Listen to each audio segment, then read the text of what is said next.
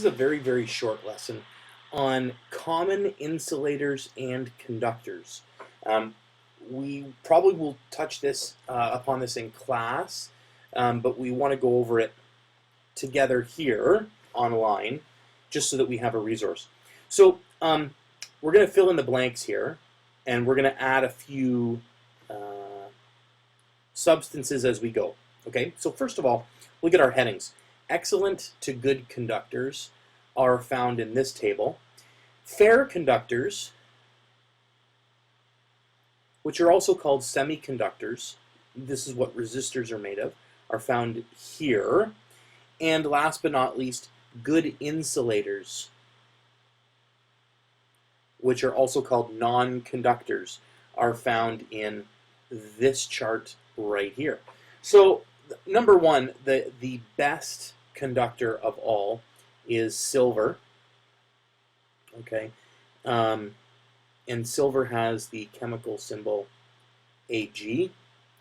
The second best conductor is copper, which has the chemical symbol Cu.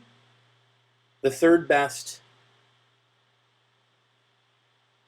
is gold, which has a chemical symbol Au. And the fourth best is aluminum.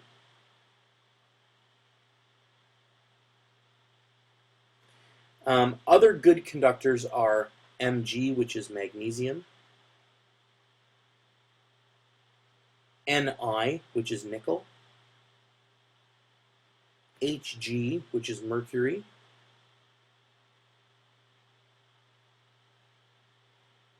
and Fe, which is iron. So really, any substance that's made of metal atoms. And so what can we add down here? Well, we wanted to add a couple. Lithium is a metal, and zinc is a metal. So they would be good conductors as well. And so we'll add them Li, which is lithium, and Zn, which is zinc. All right, so we've added those to the list. Done and done. So let's talk about fair conductors, semiconductors. Things like graphite, nichrome, that's an alloy of nickel and chromium. The human body is a fair conductor. That's why we can be electrocuted.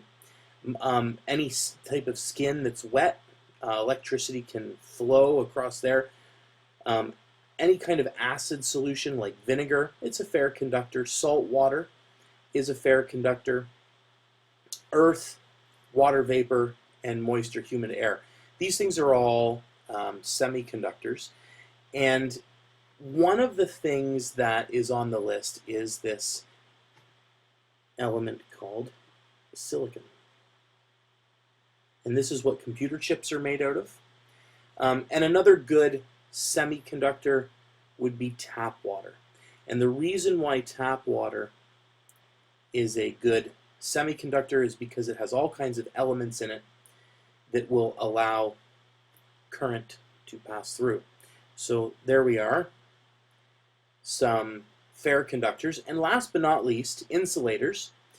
Oil, fur, silk, nylon, porcelain, plastic, wool, paper, wax, glass, all these things you kind of know. Oh yeah, these are all good non-conductors of electricity. So these are good insulators. And these are, in general, substances that are made of non-metals. Okay, so anything that is not a metal or is consisted of non-metal atoms would be a good insulator. So take a look at fur, just for example. Fur is made up of large protein molecules, which are mainly amino acids, and they have chemical formulas that look like this. Now this is pretty complex, and we'll talk more about this in chemistry. But this is of course made of non-metal atoms. Hydrogen, carbon, nitrogen, oxygen, those aren't metals. The metals are found over here. They're very good conductors. The non-metals are, of course, not good conductors. And there's a couple things that we can add to this list. The last little things that are up here: phosphorus,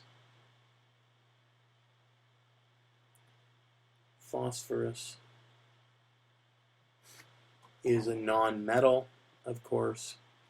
And the last one on the list, phosphorus. And of course the last one on the list would be distilled water. Distilled water. And it's because distilled water has no minerals, and so there's nothing for electricity or electrons to pass through. And so here is your crash course in common insulators and conductors.